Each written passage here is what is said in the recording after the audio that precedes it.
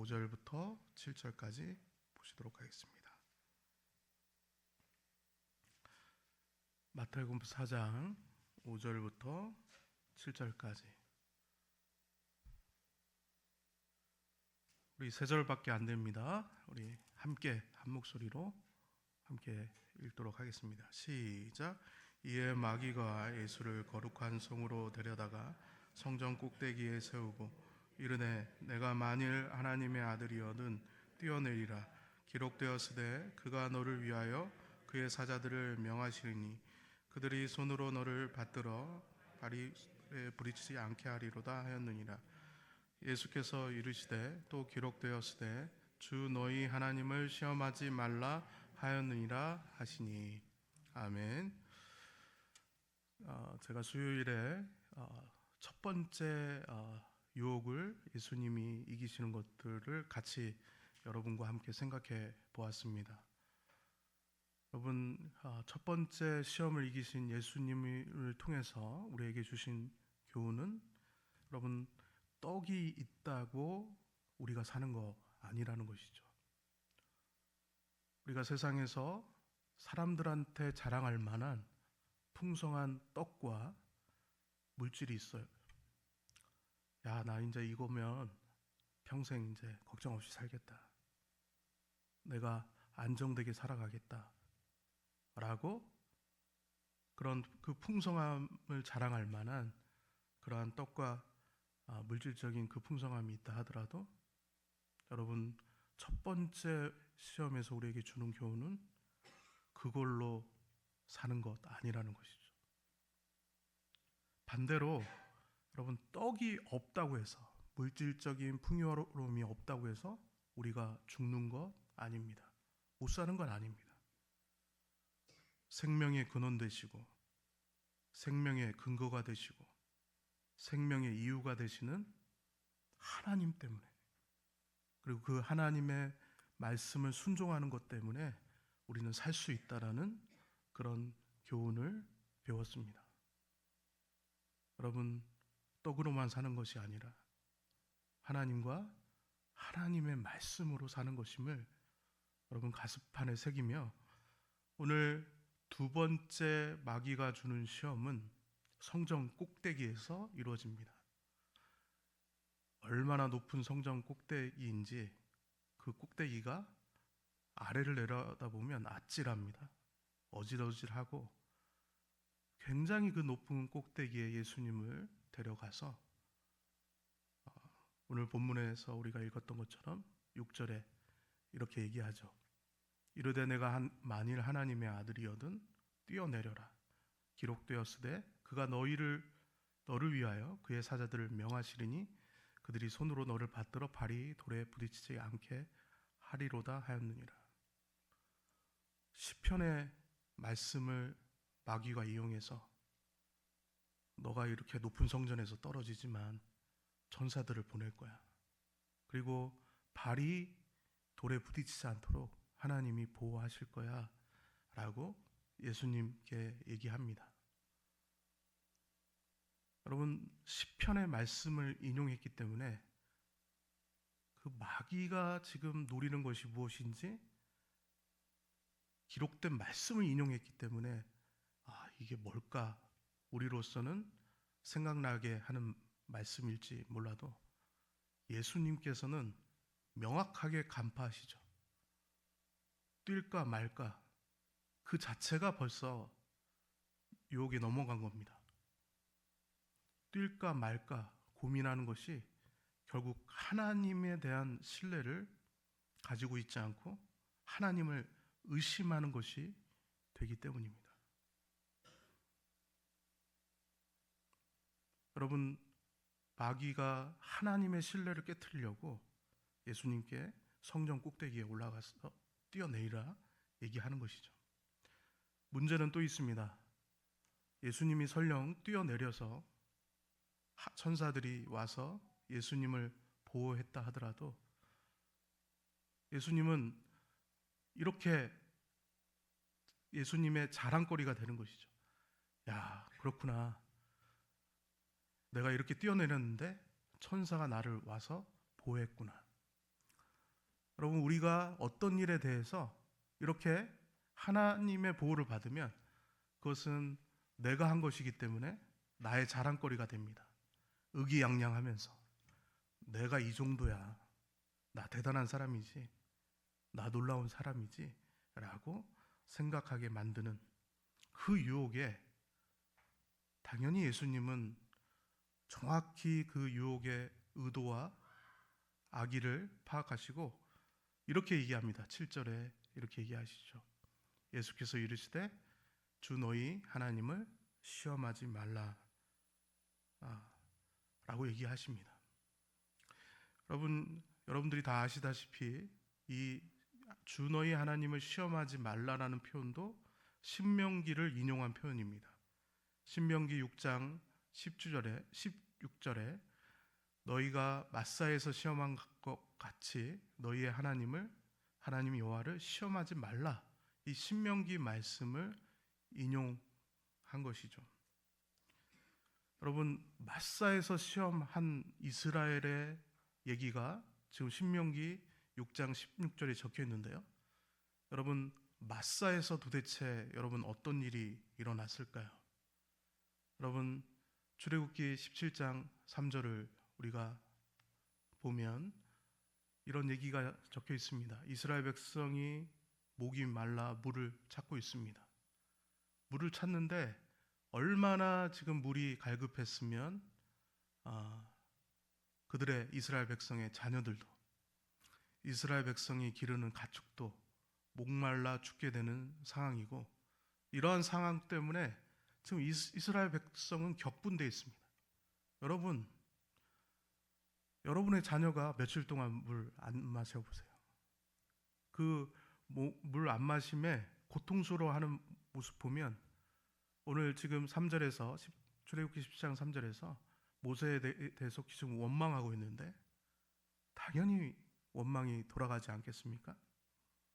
지금 무리바의 마사라고도 하고 무리바라고 하는 이곳에서 지금 펼쳐진 상황들은 바로 물이 없는 것 때문에 하나님을 시험했다라는 얘기입니다. 얼마나 격분되었는지 출애굽기 17장 4절을 한번 보십시오.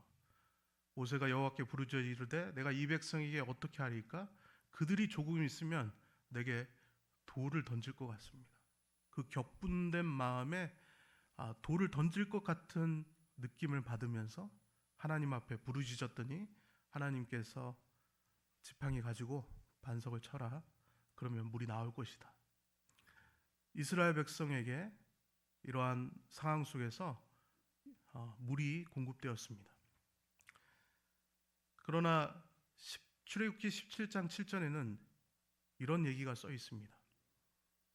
그것을 마사라라고 부르기도 하고 무리바라고 불렀는데 그들이 여호와를 시험했다. 근데 어떻게 시험을 통해서 그들의 생각이 어떤 생각이 들었어요? 하나님 안 계신 것 같은데, 하나님 어디 가신 것 같은데. 우리가 아까 찬양을 불렀습니다. 하나님, 우리의 상황 속에서 여러 가지 시험이 찾아와도 하나님께 감사한다는 찬양을 들었는데, 여러분, 이러한 시험이 우리 가운데 찾아왔을 때 여러분 정말 지금 이스라엘 자손이 막닥들인 이런 우리 자녀들도 지금 고통스럽고, 너무 고통스럽고, 내가 가진 가축, 내 재물도 정말 지금 피해가 가고 좀 어마어마하게 힘든 그런 고통의 여정 속에서 하나님께서 왜 나한테 이런 일들을 행하시지? 정말 하나님 계신 거 맞아? 라고 생각하면서 하나님이 만약에 이스라엘 백성 가운데 그때 알아서 물도 주고 먹을 것 주면 하나님이 계신 거고, 그런 거 제때 지금 마사에서 무리바에서 생긴 것처럼 그런 일들이 제때 일어나지 않으면 하나님이 없는 거고, 지금 이러한 상황들을 지금 오늘 본문에서 다루고 있는 것입니다. 여러분, 그래서 오늘 본문에서 마귀가 주는 시험을 이기는 여러분 포인트는 뭐냐면, 여러분 지금 마귀가 두 번째 던져주는 시험을 이기려면 여러분 어떻게 해야 되는 겁니까?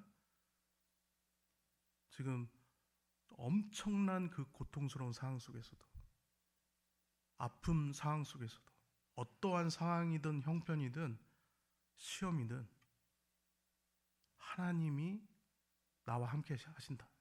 하나님은 내 편이야. 하나님은 여전히 날 사랑하셔.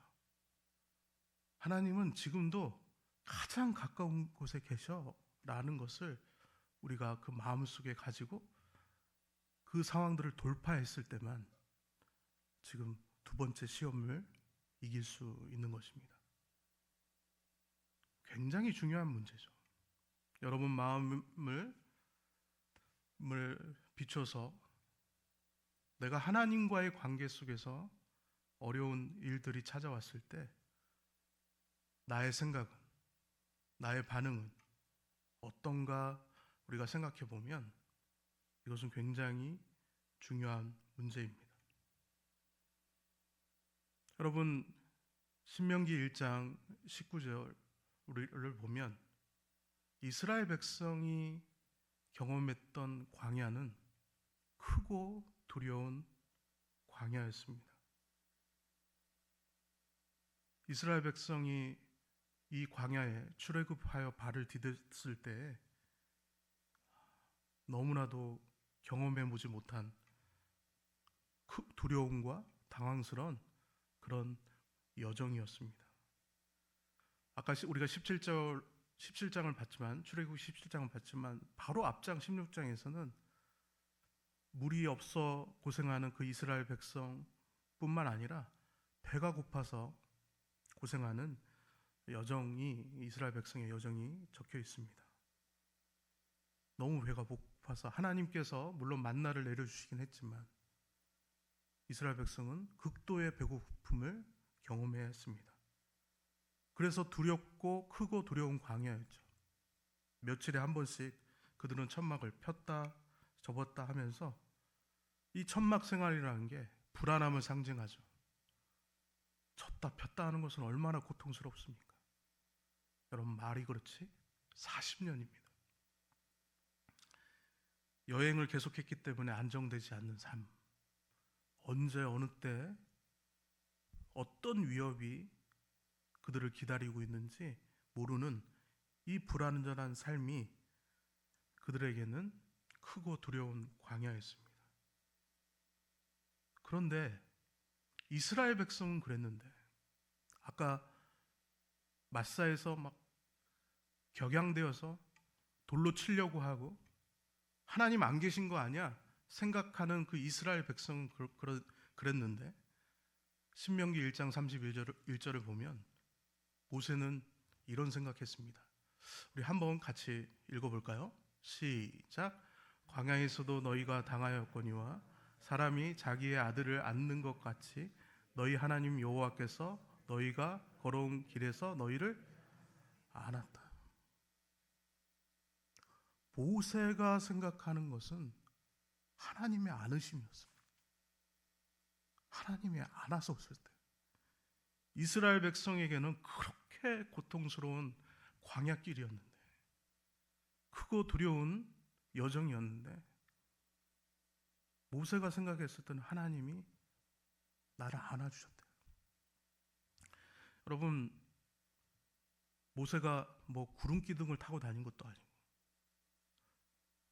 그가 이스라엘 백성이 모르는 만나 말고 하나님이 주시는 특별 간식을 먹은 것도 아니고, 가만히 생각해 보면 그렇게 불평하는, 먹을 거 없어요, 물 없어요 라고 막 온갖 불평을 내어놓는, 자신들의 불안정한 생활 때문에 그냥 격양되고 흥분되는 일들이 그냥 다반사로 일어나는 그런 상황 속에서 이스라엘 백성을 이끈다는 게, 장정만 60만이니까 한 300만 정도의 사람들을 이끈다는 게 너무나도 피곤했을 건데, 너무나도 힘들었을 건데 하나님이 자기를 안으셨대. 하나님이 안아서 이곳까지 오게 하셨다. 우리가 주어진 본문 속에서 마귀가 흔드는 거는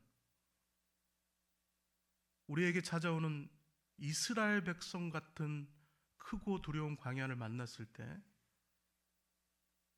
하나님은 안 계시는구나, 하나님은 날 사랑하지 않아, 이렇게 생각하는 그 시험이 하나님의 신뢰, 불신에서 나온다는 것을 지적하면서 날마다 거기에 넘어지는 우리의 모습을 보여줄 뿐만 아니라 예수님도 거기에 넘어지기를 기대하는 마음으로 오늘 주어진 본문은 우리에게 비춰져 있는데, 전혀 모세는 그렇지 않았습니다. 그 크고 두려운 광야를 누구보다도 힘들게 걸어갔을 이 모세는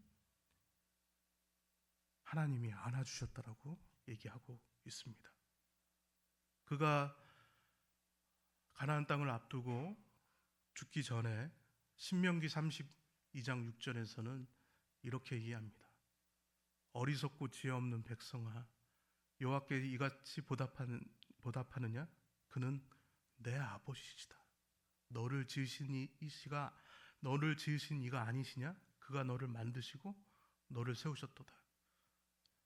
하나님에 대한 고백들이 쭉 열거되어 있는데, 제가 아버지라는 말에 빨간 줄을 그은 거는, 제가 성경을 쭉 헤아리고 찾아봤는데 하나님을 아버지라 고백한 것은 모세가 처음인 것 같아요. 하나님을 아버지라고 고백하면서 나아갔던 모세의 모습입니다. 더 임종 직전, 죽기 직전에는 33장 27절에서 이렇게 얘기합니다. 우리 한번 고백하는 마음으로 같이 한번 읽어볼까요? 시작. 영원하신 하나님, 내 초소가 되시니 그의 영원하신 발이 내 아래에 있도다. 그가 내 앞에서 대적을 좁으시며 멸하라 하시다. 그냥 안으시는 정도가 아니라 그 팔은 영원하신 팔이에요. 모세는 잠깐 안겨 있었던 게 아니에요. 영원히 하나님께 안겨 있었습니다. 여러분, 모세가 누렸던 이 영원하신 팔을, 이 안기심을 우리가 누렸으면 좋겠는데, 여러분, 우리가 살아가는 세상이 이스라엘이 통과했던 광야보다 더 크고 무섭지 않습니까? 온갖 위험이 도사리고 있습니다. 한치를 예측할 수 없는 미지의 길이에, 요즘이 더 그렇죠. 더 설명하지 않아도 그런데 우리가 천국에 들어가기 전까지는 이 미지의 영역에 우리가 또 발 디딜고 살아가야 됩니다. 눈물과 땀이 있고 지루하고 고독하고 피곤하고 절망과 실패가 여전히 도사리고 있는, 광야보다도 무섭고 어두운 그런 곳에 우리가 서 있죠. 제가 일산에서 사역을 하고 있을 때 전화가 왔어요. 어떤 집사님이 전화를 하셨는데, 제가 전화를 받자마자 그냥 우시는 거예요. 전화 속으로 들려오는 거는 우는 거예요.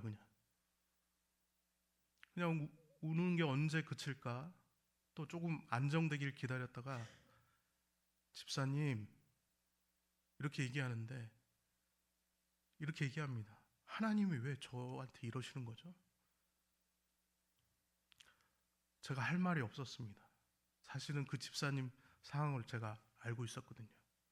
얼마 전에 남편이 죽고 굉장한 경제적인 어려움 가운데 자기 몸마저도 무너지고 있는 상황이었어요. 그런데 자녀가 또 어려움을 겪는 상황들이 생겼습니다. 저도 마음이 쿵 하고 무너져서 그냥 아무 말도 하지 않고 끊었어요.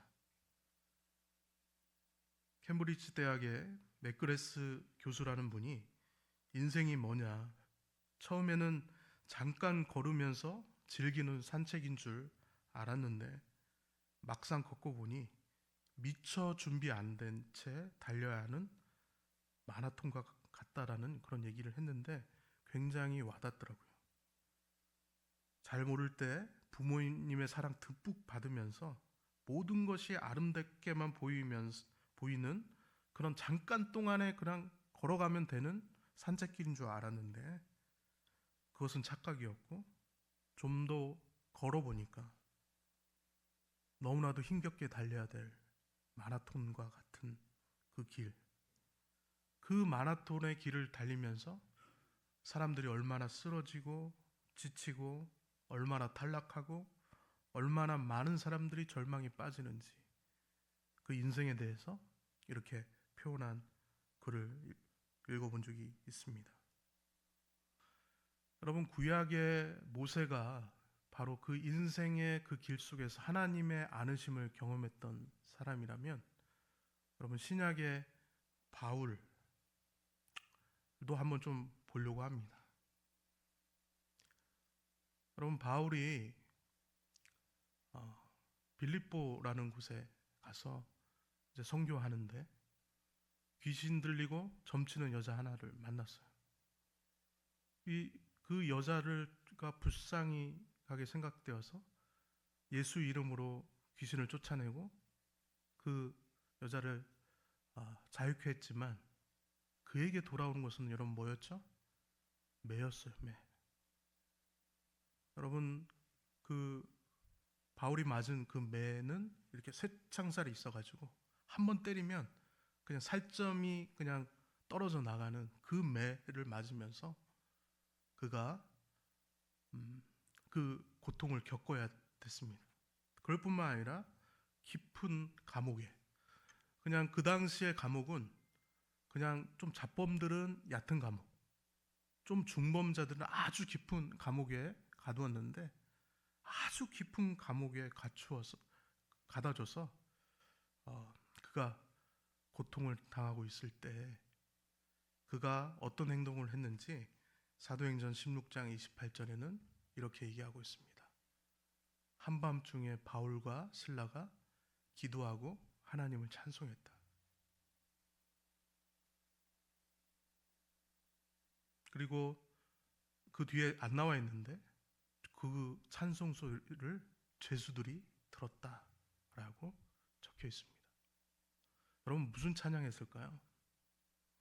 혹시 바울과 실라가 여기 너무 고통스러우니까 이 감옥 빨리 탈출했으면 좋겠다라고 생각해서 뭐 십자가 군병들아 이런 찬양 부르면서 어떤 전투적인 일이 일어나서 그 감옥이 열리기를 바랬을까요? 그냥 상상을 해봤는데 저는 이런 맥락, 뭐 이렇게 본문에는 어떤 찬양 불렀다는 얘기 안 나오니까 본문의 그 맥락 속에서 생각해 보면 하나님을 높였을 것 같아요. 주님의 높고 위대하심을 내 영혼이 찬양하네.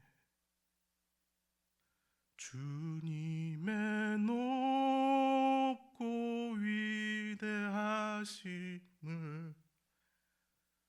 내 영혼이 찬양하네.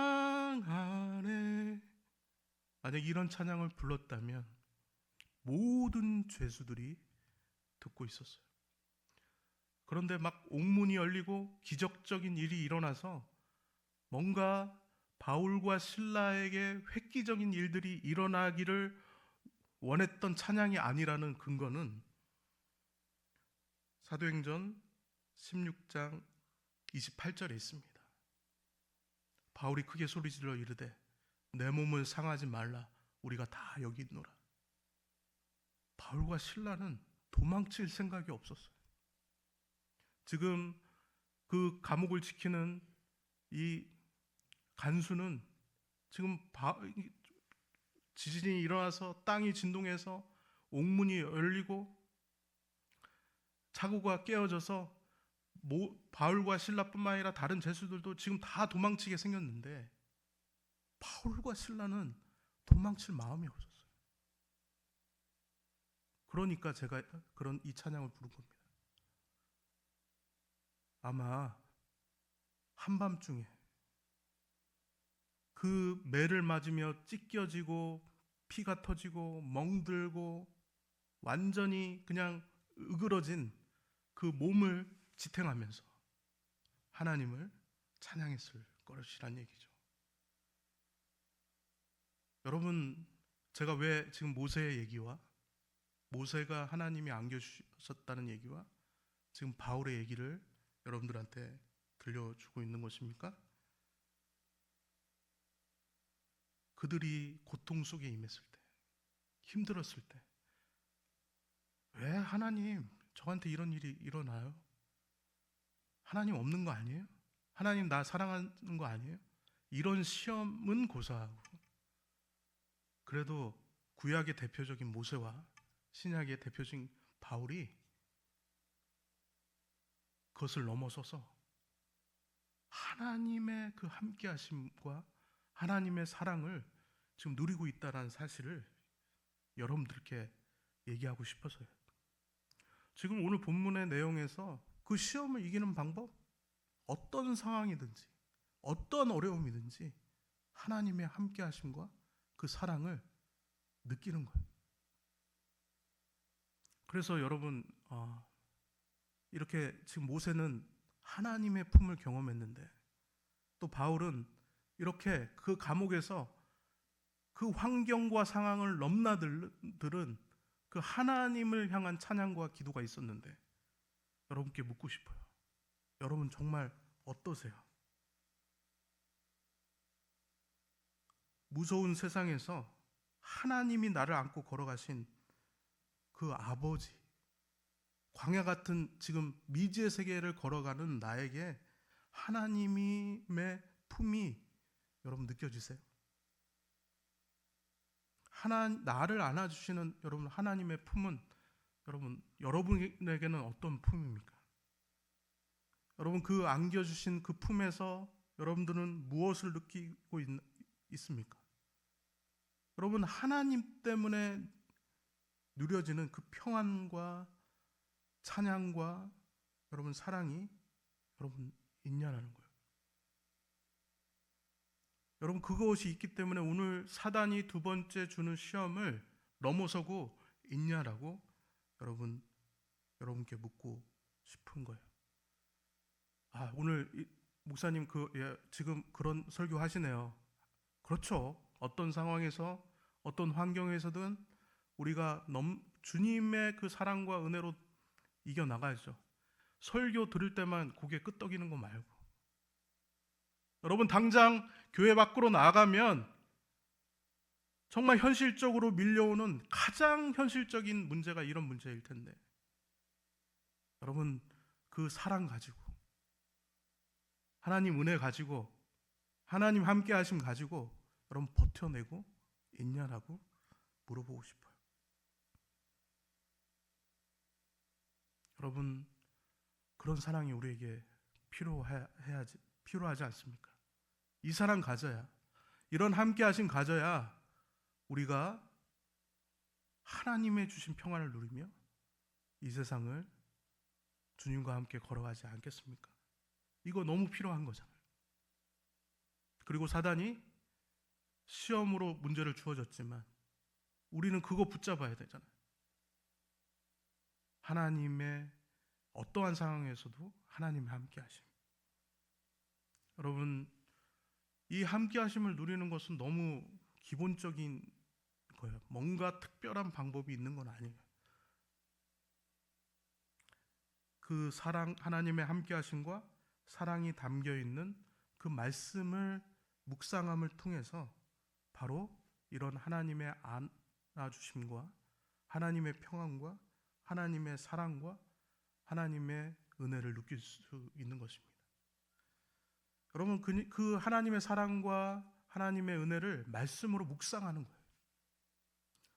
여러분, 묵상이라는 말은 그냥 읽는 거 아니에요.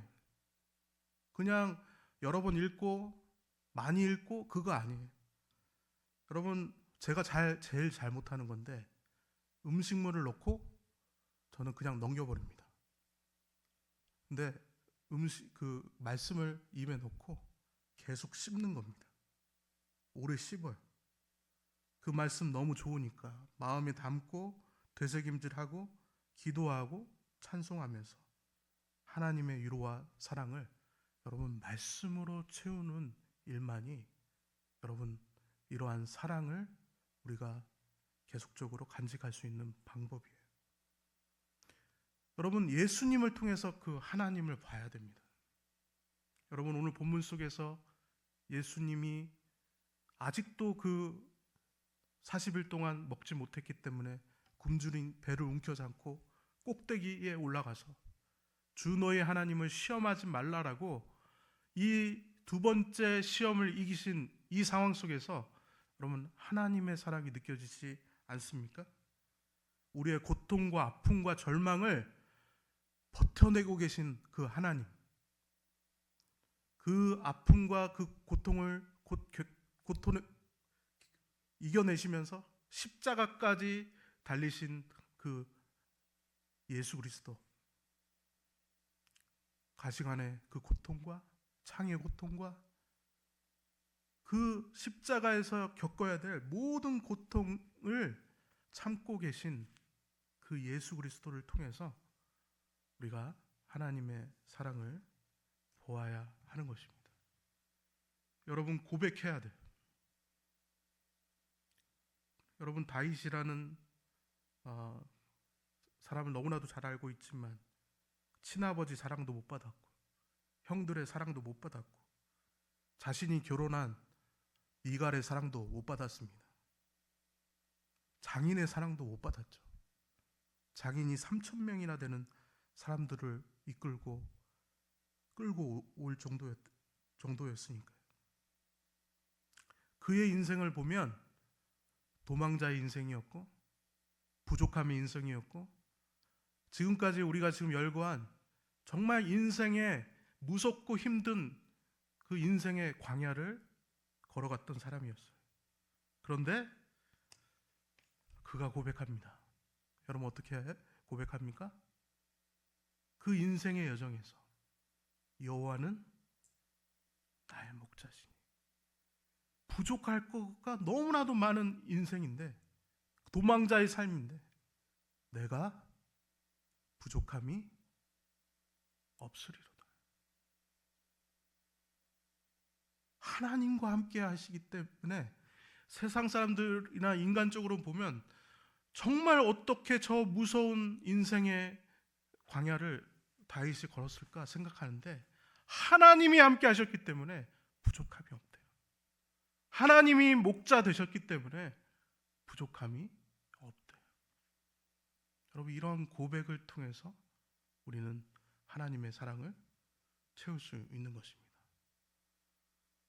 말씀의 묵상, 또 예수님을 통해서 하나님의 사랑을 계속 공급받고 그런 묵상을 통해서 깨달아진 것들을 통해서 고백하고 그리고 오늘 우리가 기도회로 모였으니까 기도해야 되죠. 저에게 그런 은혜 달라고. 모세만 주는 거 아니고 바울만 주는 거 아니고 다윗만 주는 거 아니고 저도 은혜 달라고. 제가 학교에 다니면서 저를 보면 사람들이 뭐가 많이 있을 것 같은가 봐요. 저만 보면 사달래요. 저도 없는데. 그래서 그래도 많이 사줬거든요. 너희도 왜 나한테 사달라고 그래? 보면 제일 편안하게 보인대요. 제일 풍성할 것 같아요. 아니에요. 지금 걸어온 저의 여정도 만만치 않거든요. 지금도 마찬가지입니다. 뭐 어떤 사역의 영역에서든 인간관계의 영역에서든 아주 이스라엘 백성이 고백하는 그 여정을 걷고 있죠. 그런데 버틸 수 있는 것은 기도인 것 같아요. 하나님 은혜 달라고, 도와달라고. 하나님의 함께 하심을 내가 누리고, 바울의 고백처럼 나도 내 삶을 바라보면 부족한 거 많은 것 같은데 하나님 은혜 달라고. 그러면 어느덧 그 부족함이 진실로 하나님의 사랑으로 채워지고 하나님의 함께 하심으로 채워지고 가장 가까이 계신 분이 하나님인 것을 알고 저도 다윗처럼 가장 부족함이 없고 가장 풍성하고 가장 부자처럼 살아가는 삶이 되는 것을 또한 경험해요. 여러분 이 시간에 그 은혜를 여러분 구해야 되지 않겠습니까? 여러분 어떤 삶을 원하세요? 천국 가기 전까지는 우리도 무섭고 힘들고 지치고 어려운 그 광야를 미지의 영역을 걸어가야 되는데 그것을 넘어설 수 있는 그 힘은 하나님이 나와 함께 하시고 나를 사랑해 주시고 나를 도와주시고 나를 붙들어 주신다는 그것밖에는 우리를 부욕해 하는 게 없음을 여러분 생각하면서 오늘 이 밤에 하나님의 사랑을 구하는 하나님의 함께 하심을 구하는 여러분들이 되시기를 주의 이름으로 축원합니다. 그래서